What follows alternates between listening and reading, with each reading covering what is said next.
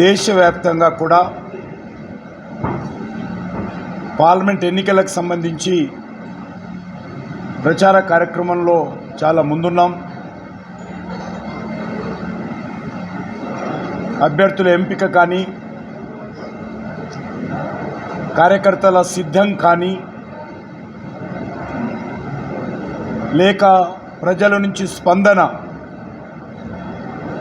BJP చాలా ఉత్సాహంగా ముందుకెళ్తా ఉంది. దేశంలో ఇప్పుడు జరుగుతున్నటువంటి ఎన్నికలు ఎవరు ప్రధానమంత్రి కావాలో దేశ ప్రజలు ఇప్పటికే ఒక నిర్ణయానికి వచ్చారు. అన్ని వర్గాల ప్రజలు, కాశ్మీర్ నుంచి కన్యాకుమారి వరకు, అటక్ నుంచి కటక్ వరకు, అన్ని రాష్ట్రాలు, అన్ని భాషలు, అన్ని వర్గాలు, అన్ని కులాలు కూడా ఈరోజు నరేంద్ర మోడీ గారు ప్రధానమంత్రి కావాలని నిర్ణయం తీసుకున్నారు. కనుచూపు మేరలో కూడా నరేంద్ర మోడీ గారికి ప్రత్యామ్నాయం ఈరోజు కనిపించడం లేదు. ఏ పార్టీ,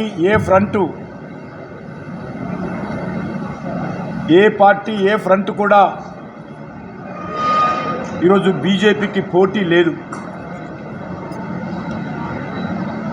కారణము, అన్ని వర్గాల ప్రజలు కూడా నరేంద్ర మోడీ గారి నాయకత్వం ఈ దేశానికి అవసరమని ప్రతి ఒక్కరు కూడా ఈరోజు నిర్ణయం తీసుకున్నారు. ఈరోజు నరేంద్ర మోడీ గారికి 400 సీట్లు ఏదైతే ఎన్డీఏ భాగస్వామ్య పార్టీలతో కలిపి రావాలని కోరుకుంటున్నామో అది మాత్రమే నిర్ణయించేటువంటి ఎన్నికలు.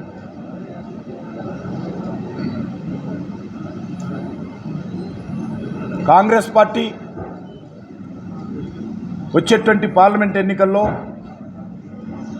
మరింతగా ఉన్నటువంటి స్థానాలు కూడా కోల్పోయే అవకాశం ఉంది. 3 రాష్ట్రాల అధికారంలో ఉంది కాంగ్రెస్ పార్టీ. హిమాచల్ ప్రదేశ్లో ఉన్నటువంటి 4 సీట్లు బీజేపీ గెలవబోతూ ఉంది. కాంగ్రెస్ పార్టీ అధికారంలో ఉన్న ఒక్క సీటు కూడా ఈరోజు హిమాచల్ ప్రదేశ్లో కాంగ్రెస్ గెలుచుకునే పరిస్థితి లేదు. కర్ణాటకలో ఈరోజు ఒకవేళ శాసనసభ ఎన్నికలు జరిగితే కర్ణాటకలో 2/3 మెజార్టీతో బీజేపీ అధికారంలోకి వచ్చే అవకాశం ఉంది. కారణము, అక్కడ ఇచ్చినటువంటి 5 గ్యారంటీలు పూర్తిగా వైఫల్యం చెందింది కర్ణాటకలో. కాబట్టి కాంగ్రెస్లో పూర్తిగా నిరాశ నిస్పృహ ఉంది. కర్ణాటకలో 90% పార్లమెంట్ స్థానాలు బీజేపీ గెలవబోతూ ఉంది. ఇక తెలంగాణ మనకు తెలుసు. తెలంగాణలో కూడా ఈరోజు భారతీయ జనతా పార్టీ సానుకూలమైనటువంటి స్పందన అన్ని ప్రాంతాల్లో కనిపిస్తుంది. కాంగ్రెస్ బలంగా ఉన్నటువంటి ప్రచారం జరుగుతున్నటువంటి ఖమ్మం, నల్గొండ జిల్లాలలో కూడా బీజేపీ సానుకూల వాతావరణం ఉంది. ఎందుకంటే ఈ ఎన్నికలు ఢిల్లీకి సంబంధించిన ఎన్నికలు, ఈ ఎన్నికలు దేశానికి సంబంధించినటువంటి ఎన్నికలు, ఈ ఎన్నికలు దేశ సమగ్రతకు సంబంధించిన ఎన్నికలు, దేశ భవిష్యత్తుకు సంబంధించినటువంటి ఎన్నికలు. అంతేకాదు, ఈ రాష్ట్రంలో అధికారంలోకి వచ్చినటువంటి కాంగ్రెస్ పార్టీ ప్రభుత్వము పూర్తిగా ఏవైతే గ్యారంటీల పేరుతో కానీ, డిక్లరేషన్ పేరుతో కానీ, ఎన్నికల ప్రణాళిక పేరుతో కానీ ప్రజలకు ఇచ్చినటువంటి హామీలు ఏవి కూడా ఈరోజు అమలు చేసేటువంటి పరిస్థితి లేదు, అమలు చేసేటువంటి శక్తి లేదు. ఈరోజు ఇచ్చినటువంటి గ్యారంటీలు కానీ, లేక ఇంతకుముందు చెప్పినట్టు డిక్లరేషన్స్ కానీ, మేనిఫెస్టోలు కానీ ఏ రకంగా వాటిని అమలు చేస్తారు, ఏ రకంగా దానికి కావలసినటువంటి వనరులు సమకూర్చుకుంటారు, ఏ రకంగా మరి వాటిని పేద ప్రజలకు అందిస్తారో ఏది కూడా ఈరోజు చెప్పలేని పరిస్థితిలో ఉంది. రైతుల 2 లక్షల రుణమాఫీ ఎప్పుడు చేస్తారు? వాళ్ళకు దిశ దశ లేదు. రైతులకు సంబంధించి ఎకరానికి 15,000 ఎప్పుడు? పెద్ద క్వశ్చన్ మార్కు. ధాన్యానికి బోనస్ క్వశ్చన్ మార్కు. నిరుద్యోగ యువతకు, ఉద్యోగం లేనటువంటి నిరుద్యోగ యువతకు నిరుద్యోగ భృతి అతిగతి లేదు. రేషన్ కార్డులు దరఖాస్తులకే పరిమితమైనాయి. మహిళలకు 2,500 గాల్లో దీపం పెట్టి దేవుడా అంటున్నారు. ఈరోజు ఈ రకంగా అనేక అంశాలు. ప్రతి విద్యార్థికి 5 లక్షల రూపాయల గ్యారెంటీ, అది లేదు. ఈరోజు ఈ రాష్ట్రంలో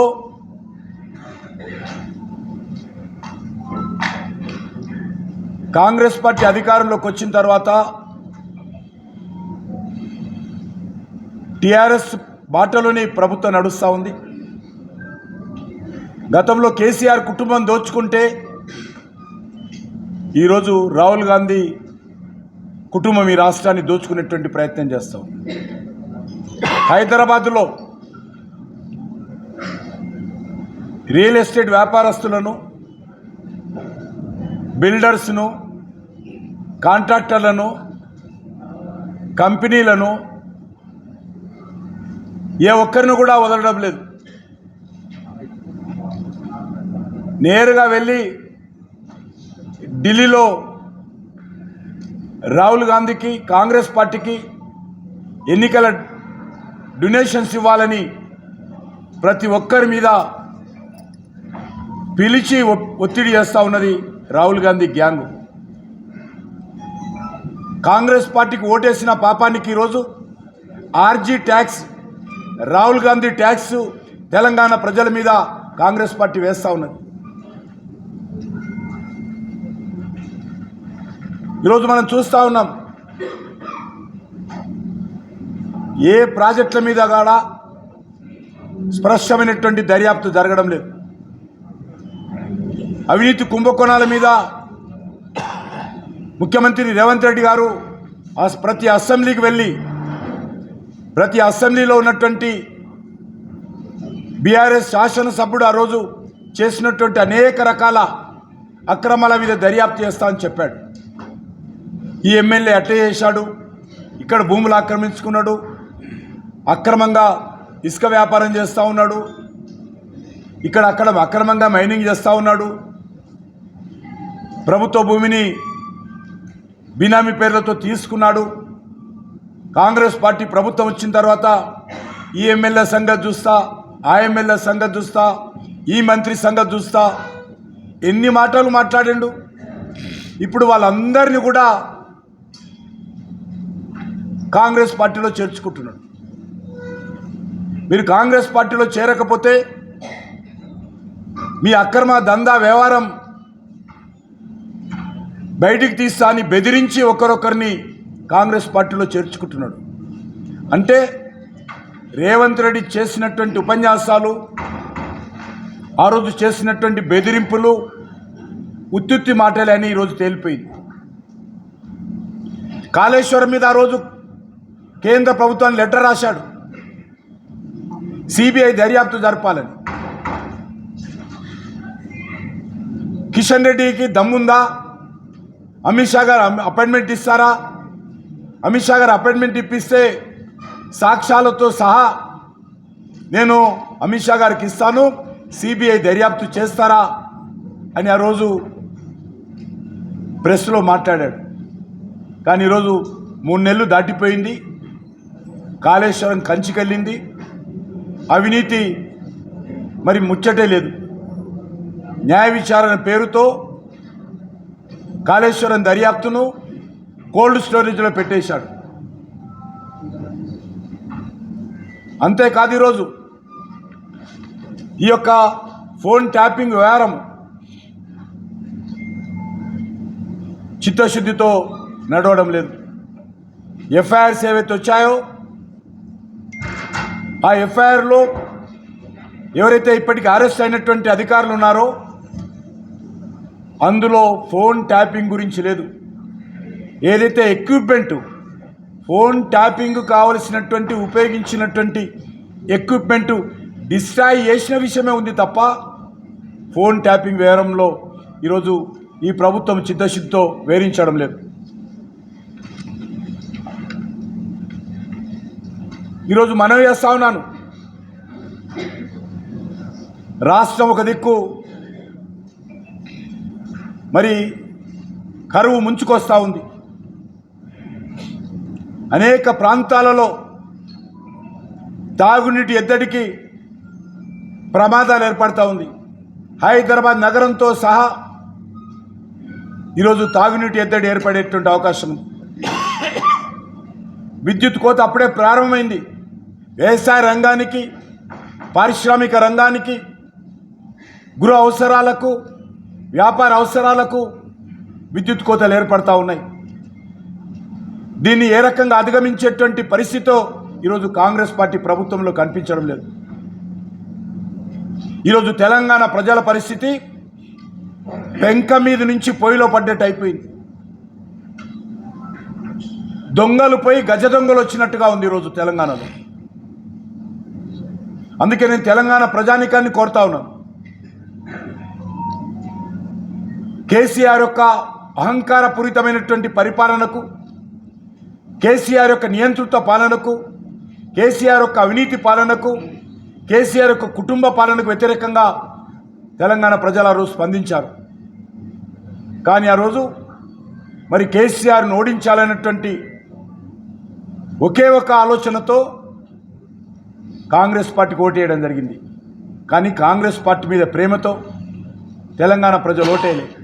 కేసీఆర్ పాపం పోవాలి, కేసీఆర్ ప్రభుత్వం పోవాలనే దాంతో మరి ఆ రోజు మరి కాంగ్రెస్ కోటేశారు. కానీ కాంగ్రెస్ చరిత్ర మనకు తెలుసు. 75 సంవత్సరాలుగా కాంగ్రెస్ పార్టీ ఏ రకంగా ఈ దేశాన్ని దోపిడీ చేసిందో మనం చూసాం. నరేంద్ర మోడీ గారి పాలనకు ముందు 10 సంవత్సరాలు యూపీ హయాంలో, మన్మోహన్ సింగ్ గారి ప్రభుత్వంలో, రాహుల్ గాంధీ నేతృత్వంలో 12 లక్షల కోట్లు దోపిడీ చేయడం జరిగింది. ఈరోజు నరేంద్ర మోడీ గారి నాయకత్వంలో 9.5 సంవత్సరాలుగా దేశ ప్రజలు చూస్తున్నారు. మా ప్రత్యర్థులు కూడా, మా క్రిటిక్స్ కూడా, మమ్మల్ని విమర్శించే వాళ్ళు కూడా ఏ ఒక్కరు కూడా ఈరోజు నరేంద్ర మోడీ గారి ప్రభుత్వం అవినీతి ప్రభుత్వం అని విమర్శించే స్థాయి లేదు.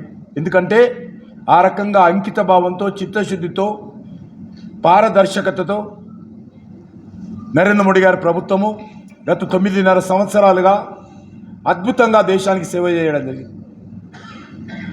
దేశ ప్రజలు గర్వపడే విధంగా, ప్రపంచమంతా మెచ్చుకునే విధంగా ఈరోజు నరేంద్ర మోడీ గారి ప్రభుత్వం పనిచేస్తూ ఉంది. అందుకే ఈరోజు నరేంద్ర మోడీ గారు ఒక దేశానికే నాయకుడు కాదు, ఈరోజు ప్రపంచానికే ఒక నాయకుడిగా ఎదగడం ఏదైతున్నదో 140 కోట్ల మంది ప్రజలు గర్వపడాల్సినటువంటి అంశం. అన్ని రంగాలలో ఈరోజు ముందుకెళ్తా ఉన్నాం. వచ్చేటువంటి పార్లమెంట్ ఎన్నికల్లో తెలంగాణలో డబుల్ డిజిట్తో మెజార్టీ సీట్లు ఈరోజు భారతీయ జనతా పార్టీ కైవసం చేసుకుంటుంది. అనేక రకాల తాటాకు చప్పులతో కొంతమంది భయపెట్టిస్తున్నారు. బీజేపీకి అనుకున్నంత సీట్లు రావు, 8 సీట్లు దాటవు, 9 సీట్లు దాటవు అనే విధంగా మాట్లాడుతూ ఉన్నారు. కానీ నేను ఈరోజు మనవి చేస్తా ఉన్నాను, డబుల్ డిజిట్స్ కంటే ఎక్కువగా ఈరోజు సీట్లు వచ్చేటువంటి అవకాశం. మా పార్టీ జాతీయ అధ్యక్షుడు చెప్పాడు, ఎట్టి పరిస్థితుల్లో 12 సీట్లకు తగ్గకూడదంటే నేను స్పష్టంగా చెప్పాను, 12 కాదు ఇంకా ఎక్కువ సీట్లు కూడా వస్తాయని కూడా చెప్పడం జరిగింది. వాతావరణం ఆ రకంగా ఉంది. ఎక్కడ వెళ్ళినా, ఏ గ్రామానికి వెళ్ళినా, ఏ గ్రామంలో ఉన్నటువంటి యువకులు కలిసినా, ఏ గ్రామంలో ఉన్నటువంటి రాజకీయ నాయకులు రచ్చబండ మీద కూర్చున్నా ఒకటే చర్చ, నరేంద్ర మోడీ గారు ఏ రకంగానైనా 3వసారి ప్రధానమంత్రి అవుతారు, మన గ్రామం నుంచి కూడా నరేంద్ర మోడీ గారు ప్రధానమంత్రి కావడంలో మనమందరం కూడా వారికి మద్దతుగా మనం కూడా భాగస్వాములు అవుతామనేటువంటి చర్చ జరుగుతూ ఉంది. ఈ ఎన్నికలు ఒక నిర్మాణాత్మకమైనటువంటి ఎన్నికలు.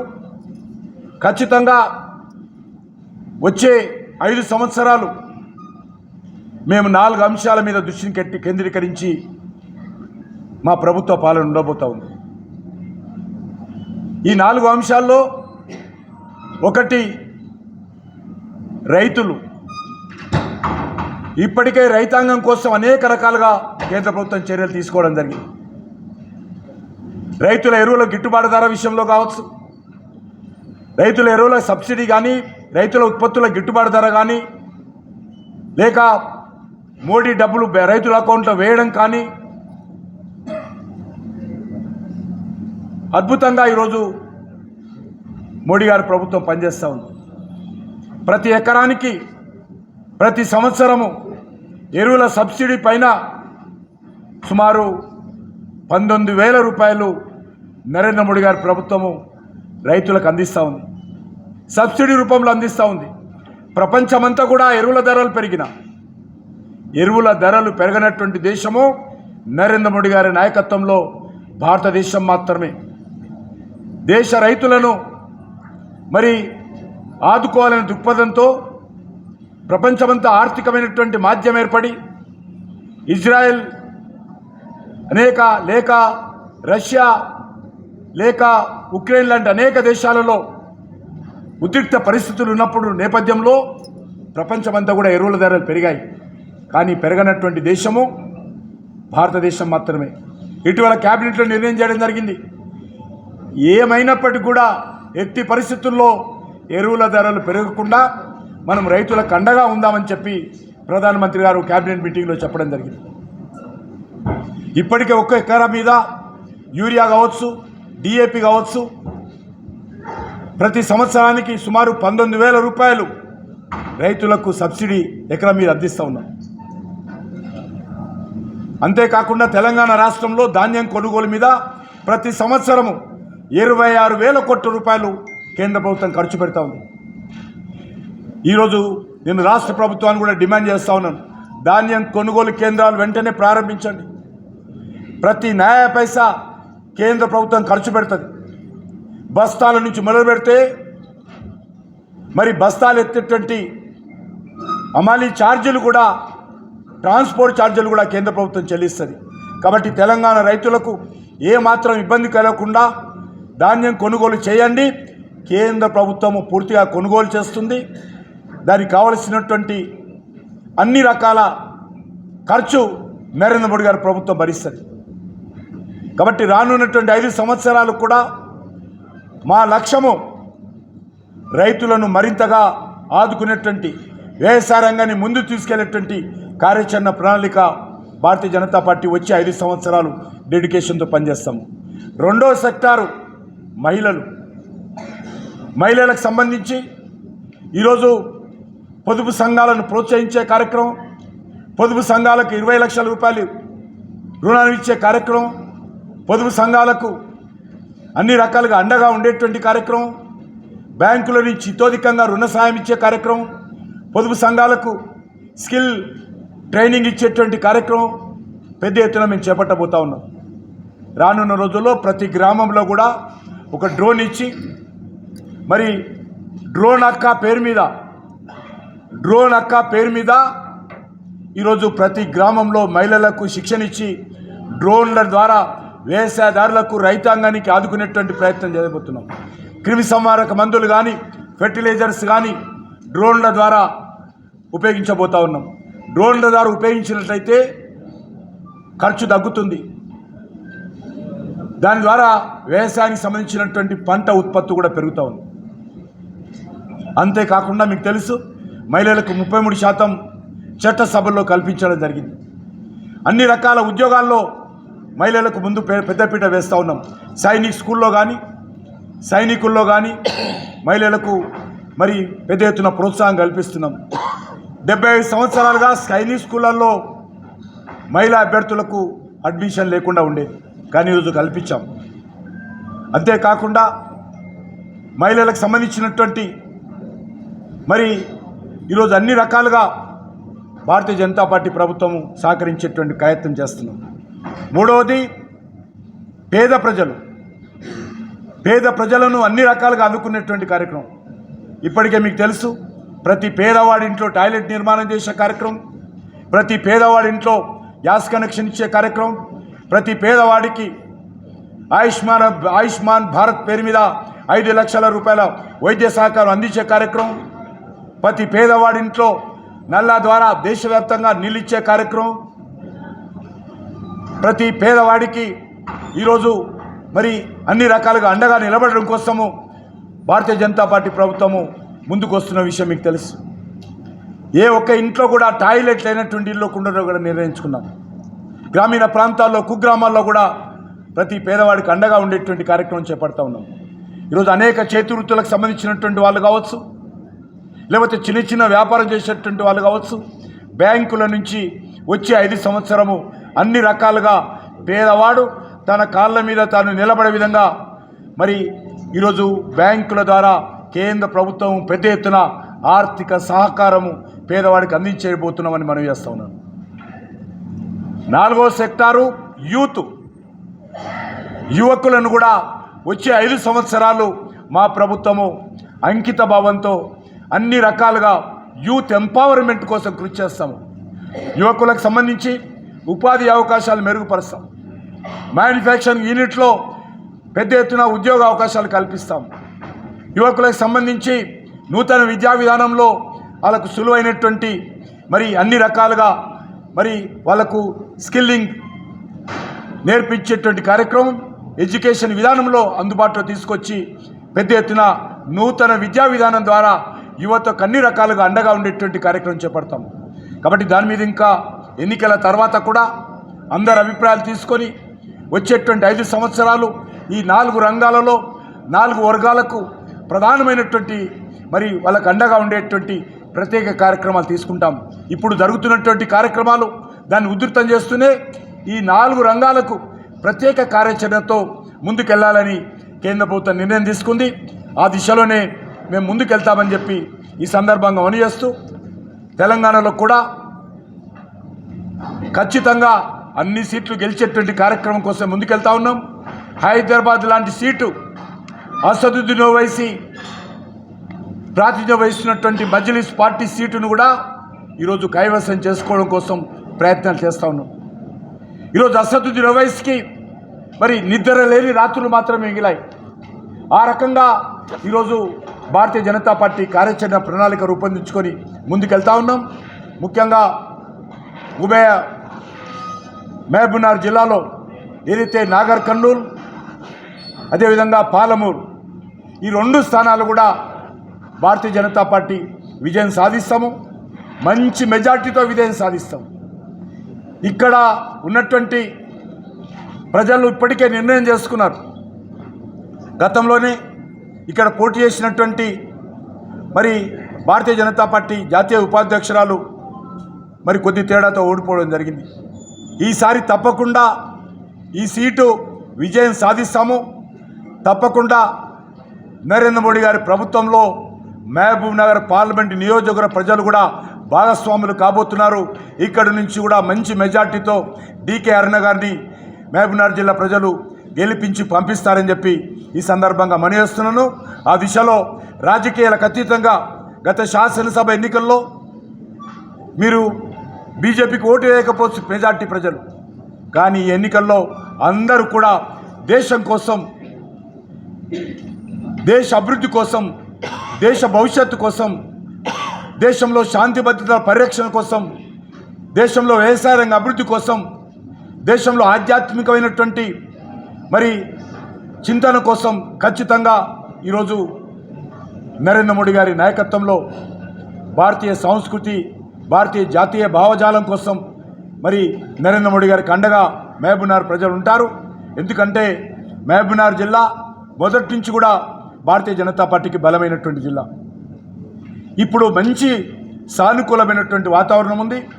అదేవిధంగా నాగర్ కర్నూలులో కూడా ఒక యువకుడిని, ఒక విద్యావంతుడిని మరి ఈరోజు మేము అభ్యర్థిగా నాగరికాల నుంచి పెట్టాము. తప్పకుండా ఈ 2 స్థానాలు కూడా ఇక్కడ నుంచి గెలిపించాల్సిందిగా నేను ఉభయ మహబూబ్నగర్ జిల్లా ప్రజలకు ఈ సందర్భంగా మనవి చేస్తూ, మేము ఈ ఎన్నికలు ప్రధానంగా డోర్ టు డోర్ ఇంటింటికి వెళ్ళేటువంటి కార్యక్రమం మీద దృష్టిని కేంద్రీకరిస్తాం. పెద్ద సభలు ఇప్పటికే చాలా జరిపాము. ఈ వచ్చేటువంటి నెల రోజుల పాటు మా పార్టీ కార్యకర్తలు ఇంటింటికి వెళ్ళడము, ప్రతి ఇంట్లో ఉన్నటువంటి ఓటర్లను కలవడము, నరేంద్ర మోడీ గారి నాయకత్వం యొక్క ఆవశ్యకతను, భారతీయ జనతా పార్టీ యొక్క విజయం ఆవశ్యకతను ప్రజలకు తెలియజేసి ప్రతి ఇంటి నుంచి మద్దతు కూడగట్టేటువంటి కార్యక్రమానికే వచ్చే నెల రోజుల పాటు భారతీయ జనతా పార్టీ దృష్టిని కేంద్రీకరిస్తుంది. మధ్యలో నాయకులు వచ్చినప్పటికీ మా కార్యక్రమము, మా ఎన్నికల ప్రధానమైనటువంటి లక్ష్యము డోర్ టు డోర్ క్యాంపెయిన్, ఇంటింటికి వెళ్ళడమే అని చెప్పి ఈ సందర్భంగా మనవి చేస్తూ, దానికి సంబంధించినటువంటి కార్యాచరణ రూపొందించడం కోసమే ఈరోజు నేను ఈ యొక్క పాలమూరు నగరానికి రావడం జరిగింది. ఎందుకంటే ఎప్పుడైనా కూడా నేను ఏ కార్యక్రమం చేపట్టినా పాలమూరు నుంచే చేపడతాను. కాబట్టి ఈరోజు కూడా ఎన్నికలు ప్రకటించిన తర్వాత మొట్టమొదటి కార్యక్రమం పాలమూరు నుంచే చేపట్టాలనే దృక్పథంతో నేను ఇక్కడ నుంచే ప్రారంభిస్తున్నాను. నాకు పాలమూరు అంటే ఎనలేనటువంటి అనుబంధము, ప్రేమ ఉంటుంది. కాబట్టి ఏ కార్యక్రమం నేను తెలంగాణకు ముందు తెలంగాణ పోరుయాత్ర కానీ, ఇటీవల భారతీయ జనతా పార్టీ నేతృత్వంలో విజయ సంకల్ప యాత్ర కానీ, లేక అనేక సార్లు నేను ఏ కార్యక్రమం చేపట్టినా కూడా మొట్టమొదట నేను పాలమూరు నుంచే ప్రారంభిస్తాను. అందుకే నేను పాలమూరు నుంచే ఈరోజు నుంచి ఈ యొక్క పార్టీ సమీక్షా సమావేశాలు నిర్వహించేటువంటి ప్రచార కార్యక్రమానికి, పార్టీ యంత్రాంగాన్ని సిద్ధం చేసేటువంటి కార్యక్రమానికి పాలమూరు నుంచే ప్రారంభిస్తున్నాను. ధన్యవాదాలు.